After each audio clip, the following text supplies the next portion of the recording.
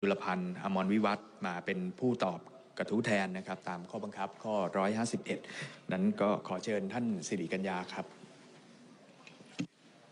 กราบเรียนท่านประธานที่เคารพค่ะสิริกัญญา จันทร์สกุลผู้แทนราษฎรแบบบัญชีรายชื่อพรรคประชาชนอดีตพรรคก้าวไกลนะคะก็เป็นเรื่องที่น่าเสียดายค่ะท่านประธานเพราะว่าเมื่อวานนี้ได้มีการพูดคุยล่วงหน้ากันไว้แล้วนะคะว่าวันนี้เนี่ยจริงๆอยากที่จะถามท่านรัฐมนตรีประเสริฐนะคะแต่ว่าด้วยการประสานงานที่ผิดพลาดเมื่อช่วงเช้านี้นะคะทำให้เป็นท่านรัฐมนตรีช่วยจุลพันธ์นะคะซึ่งดิฉันทราบดีไม่ใช่ความผิดของท่านรัฐมนตรีนะคะแต่ว่าคำถามที่เตรียมมาเนี่ยเป็นคำถามที่เตรียมมาสำหรับการถามท่านรัฐมนตรีประเสริฐนะคะก็เป็นเรื่องที่น่าเสียดายแล้ววันนี้อาจจะยังไม่ได้คำตอบที่ครบถ้วนอย่างไรเดี๋ยวลองฟังกันดูนะคะคำถามข้อแรกนะคะท่านประธานเรื่องก็มีอยู่ว่านะคะขอสไลด์หน้าที่2ขึ้นได้เลยค่ะนะคะก็คือดิฉันเนี่ยตั้งใจที่จะมาถามเรื่อง payment platform นะคะซึ่งคนที่จะตอบเรื่องนี้ที่ได้ดีที่สุดก็คือเจ้าของโครงการ Digital Wallet เจ้าของระบบ payment platform และผู้ที่จะเป็นผู้ operate โครงการนี้นั่นก็คือ DE นะคะกระทรวง DE นะคะท่านประเสริฐที่เป็นรัฐมนตรีว่าการกระทรวงดีที่เป็นคนดูเรื่องนี้โดยเฉพาะเจ้าของโครงการนี่นะคะเคยพูดเอาไว้ตอนปลายปีที่แล้วค่ะว่าจะไม่ได้มีการพัฒนาแอปพลิเคชันใหม่นะคะจะใช้แอปทางรัฐในการรองรับการบริการของประชาชนนะคะที่ท่านพูดไว้อย่างนี้ยังไม่แน่ใจนะคะว่าโดยสรุปแล้วเนี่ยเราจะต้องใช้แอปไหนในการใช้จ่ายเงินค่ะขอหน้าถัดไปค่ะแต่เมื่อไม่นานมานี้ค่ะนายกรัฐมนตรีหน้าถัดไปเลยนะคะนายกรัฐมนตรีค่ะได้สื่อสารผ่านแอปพลิเคชัน X นะคะหรือว่า Twitter นะคะบอกว่าการที่จะใช้จ่ายโครงการ Digital Wallet นะคะจะต้องใช้จ่ายผ่านแอปพลิเคชันทางรัฐเพื่อสแกน QR Code ณร้านค้านะคะก็เท่ากับว่าถ้าใช้ผ่านแอปทางรัฐแอปเดียวเนี่ยเราสามารถใช้ระบบที่เรียกว่า close loop ได้เลยนะคะไม่ต้องทำเป็นระบบ Open Loop ให้เราต้องปวดหัวจนถึงทุกวันนี้นะคะและดิฉันก็ยังคงมั่นใจว่าเราไม่ได้ใช้แอปพลิเคชันทางรัฐในการใช้จ่ายอย่างแน่นอนนะคะตามที่ได้ศึกษามานะคะการใช้แอปพลิเคชันทางรัฐจะใช้เพียงแค่การลงทะเบียนรับสิทธิ์หลังจากนั้นก็จะใช้เป็นแอปพลิเคชันของแบงก์กับนันแบงก์นะคะที่เข้าร่วมโครงการในการชำระเงินนะคะขอหน้าถัดไปค่ะดิฉันก็เลยได้ทักท้วงท่านนายกรัฐมนตรีค่ะว่าระบบ payment platform นะคะที่เรากำลังพัฒนากันอยู่นี้นะคะแล้วก็ยังไม่เสร็จเนี่ยจะไม่ได้ใช้การชำระเงินผ่านแอปพลิเคชันทางรัฐนะคะแต่ว่าเป็นแอป mobile banking ที่อยู่ในมือถือของเราที่เราใช้กันอยู่ทุกวันนี้นะคะไม่ว่าจะเป็นแบงค์ม่วงแบงค์เหลืองแบงค์เขียวแบงค์ฟ้าน้ำเงินอะไรต่างๆรวมไปถึงนันแบงค์นะคะที่เข้าร่วมโครงการนะคะก็คือจะมีหลาย wallet ที่ปัจจุบันนี้มีอยู่แล้วที่ก็ได้ประกาศตัวว่าเข้าร่วมโครงการไปเรียบร้อยแล้วนะคะถ้าท่านนายกกำลังจะบอกว่าใช้แอปทางรัฐแบบเดียวเนี่ยเท่ากับว่าอาจจะต้องมีระบบใหม่ที่เป็นคู่ขนานเพื่อใช้กับคนในกลุ่มแรกนะคะต่อมาค่ะท่านจุลพันธ์นี่แหละค่ะที่กำลังจะตอบคดีดิฉันนะคะก็มาบอกว่าน่าจะเป็นความเข้าใจผิดของคุณไหมซึ่งก็คือคุณสิริกัญญาที่กำลังถามกระทู้อยู่ตอนนี้นะคะว่าระบบแพลตฟอร์มนี้เนี่ยมันจะใช้ได้ทั้งทางรัฐทั้งแบงก์แล้วก็นันแบงก์ค่ะซึ่งจากการตรวจสอบจากทุก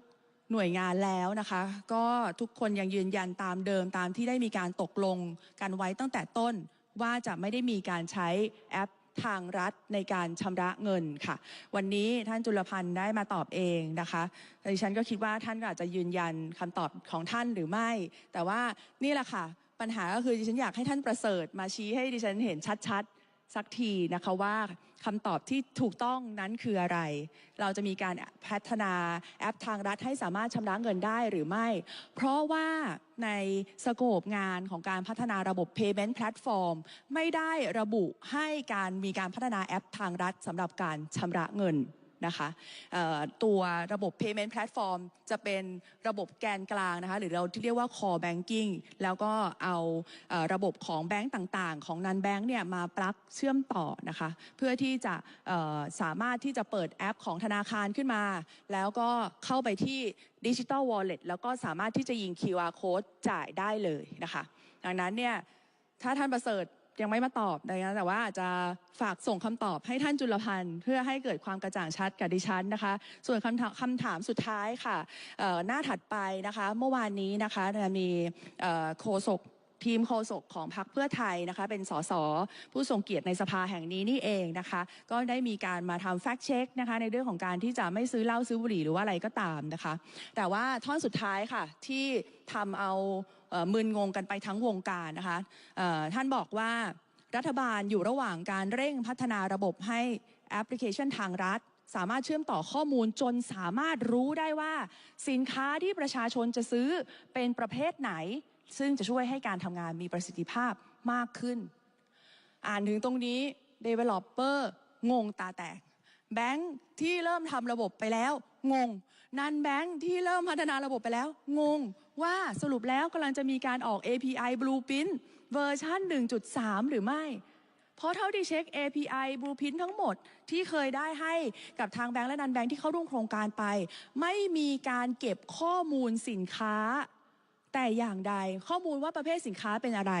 ซึ่งนั่นก็คือเป็นสาเหตุให้ที่ท่านจำเป็นที่จะต้องตัด negative list ออกไปทั้งหมดแล้วไปจำกัดที่ตัวร้านค้าแทนเนี่ยก็เพราะว่าตัว API นี้เนี่ย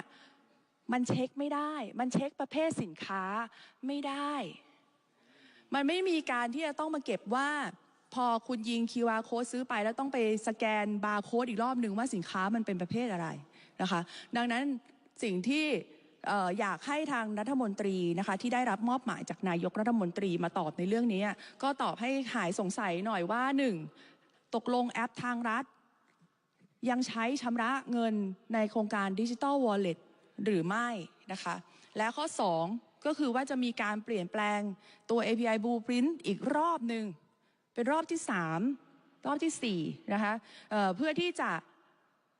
เก็บข้อมูลประเภทสินค้าในอนาคตอีกหรือไม่อันนี้ดิฉันก็เป็นกังวลแทนคนที่กำลังพยายามที่จะทำระบบนี้ให้เสร็จสิ้นภายในวันที่31มีนาเพราะว่าถ้าเพิ่มแอปทางลัดให้มันชำระเงินได้นี่มันจะไม่เสร็จเอานะคะหรือว่าถ้าจะเปลี่ยน API อีกตอนนี้ให้ระบุประเภทสินค้าได้มันจะไม่เสร็จวันที่31มีนาแล้วก็ทดสอบระบบกันไม่เสร็จภายใน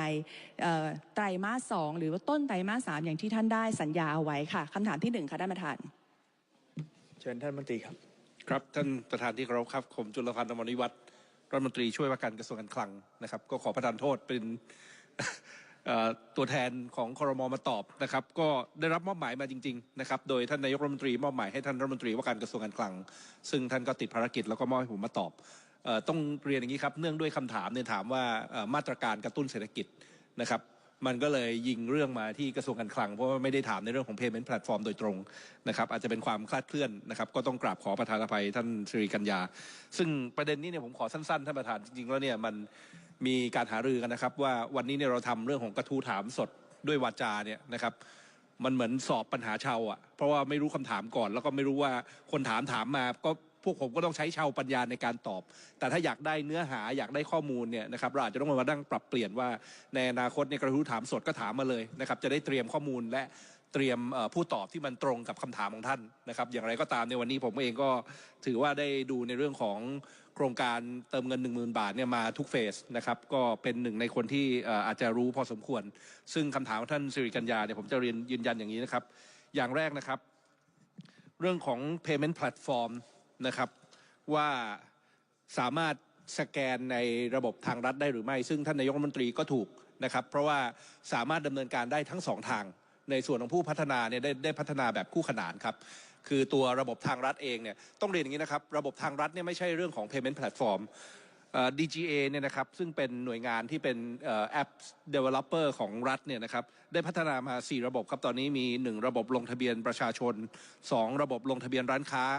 3ทางรัฐ wallet นะครับแล้วก็4คือระบบแพลตฟอร์มการชำระเงินนะครับแต่ที่เวลาเราใช้คำว่าทางรัฐเนี่ยมันคือหน้ากากที่ประชาชนจะต้องใช้ส่วนแอปพลิเคชันจริงๆในการที่จะเรียกโหลดเรียกขึ้นมาดำเนินการมันอยู่เบื้องหลังเนี่ยอันนี้สำหรับผู้ใช้สำหรับยูเซอร์ทั้งหมดเนี่ยมันอาจจะไม่ได้มี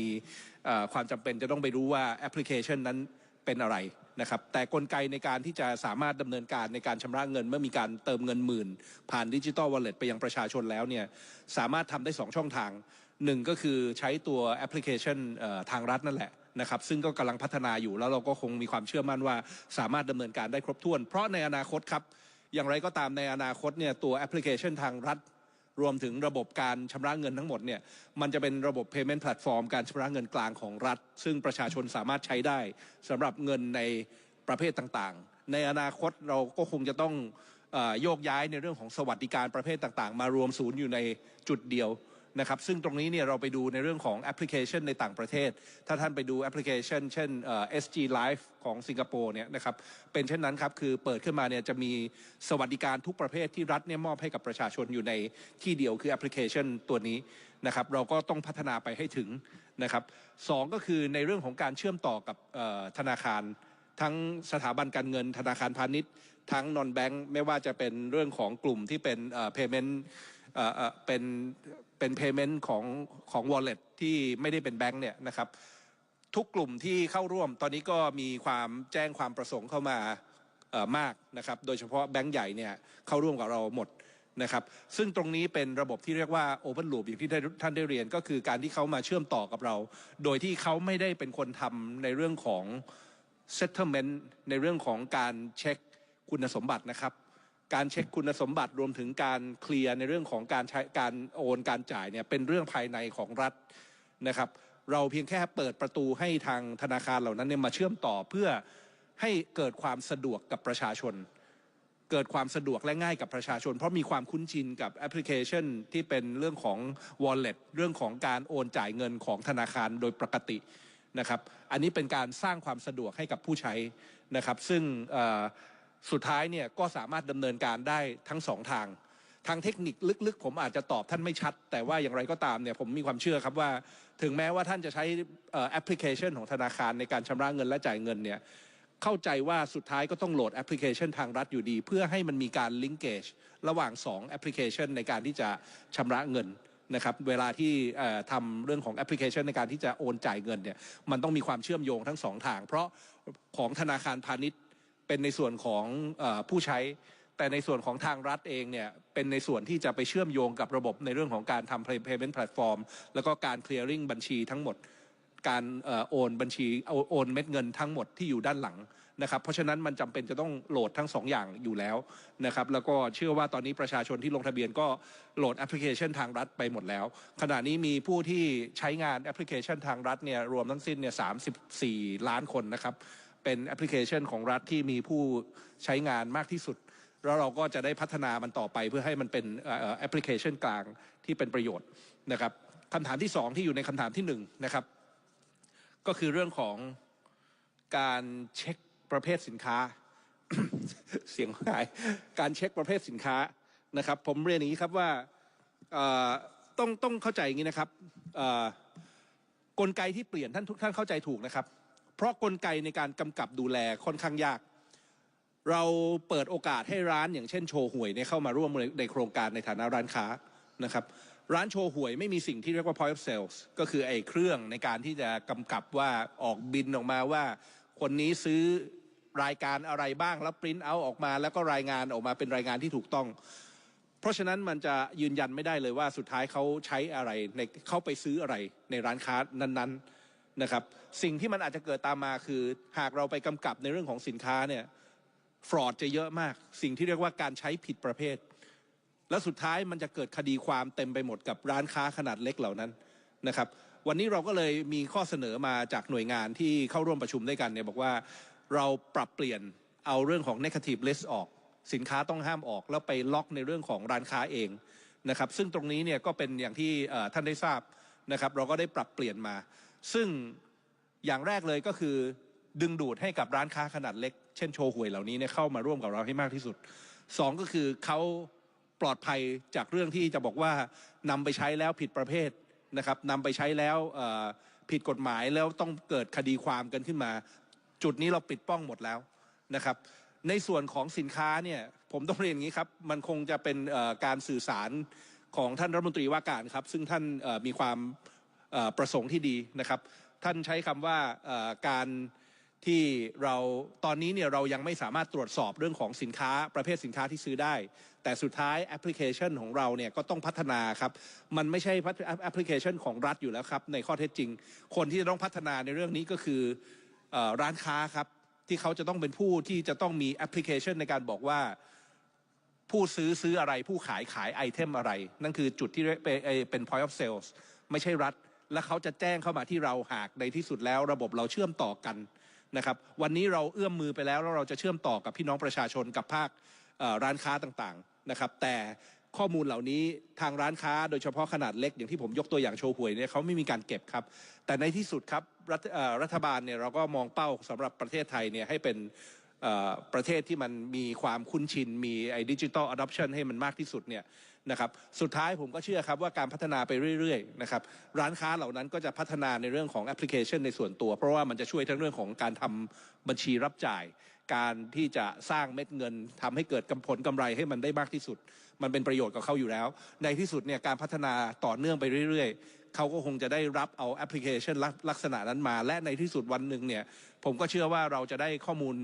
ในประเภทของสินค้าเนี่ยให้มันได้มากที่สุดแต่ไม่ได้หมายความว่ารัฐบาลจะต้องไปพัฒนาแอปพลิเคชันเพื่อที่จะไปดึงเอาข้อมูลว่าประชาชนแต่ละคนซื้ออะไรในขณะนี้มันไม่เกิดขึ้นครับและมันไม่ได้เป็นข้อเท็จจริงนะครับก็ยืนยันชี้แจงคำถามที่ท่านได้ถามมาในเบื้องต้นตามนี้ครับผม